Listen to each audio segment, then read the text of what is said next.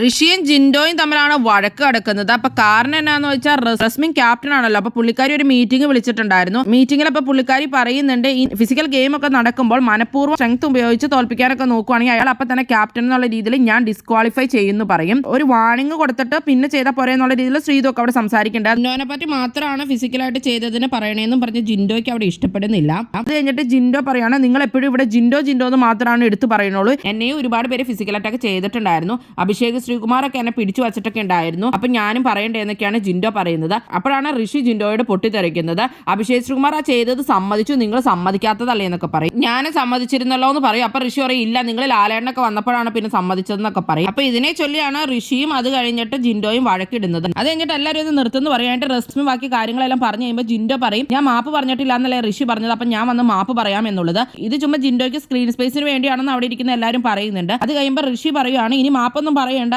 അപ്പൊ അഭിഷേക് ശ്രീകുമാർ അപ്പൊ തന്നെ പറഞ്ഞിരുന്നു, നിങ്ങൾ അപ്പൊ പറഞ്ഞിരുന്നില്ല, നിങ്ങൾ അൺകോൺഷ്യസ് ആണ്, അതാണ് ഇതാണെന്നൊക്കെയാണ് അപ്പൊ പറഞ്ഞത്, അതുകൊണ്ടാണ് പറഞ്ഞത്, അല്ലാണ്ട് എന്താണ് നിങ്ങൾ അഭിഷേക് ശ്രീകുമാറിന്റെ പേര് എടുത്തിട്ട് ഞാൻ നിങ്ങളുടെ പേര് എടുത്തിടും, അതാണ് ഉദ്ദേശിച്ചത് എന്നൊക്കെ ഋഷി അവിടെ പറയുന്നുണ്ട്. അപ്പൊ ജിൻഡോ പറയും ഇല്ല ഞാൻ മാപ്പ് പറയും, ഞാൻ മാപ്പ് പറഞ്ഞില്ല എന്നല്ലേ നിങ്ങൾ പറഞ്ഞത്, ഞാൻ എന്തായാലും മാപ്പ് പറയും, എല്ലാവരോടും ഞാൻ വന്ന് മാപ്പ് പറഞ്ഞില്ലായിരുന്നോ എന്നൊക്കെ ചോദിക്കും. അപ്പൊ എല്ലാവരും പറയും മാപ്പ് പറഞ്ഞായിരുന്നു, ലാലേട്ടന്റെ എപ്പിസോഡിന് ശേഷം കണ്ടാണ് മാപ്പ് പറഞ്ഞതെന്നൊക്കെ പറയുന്നുണ്ട്.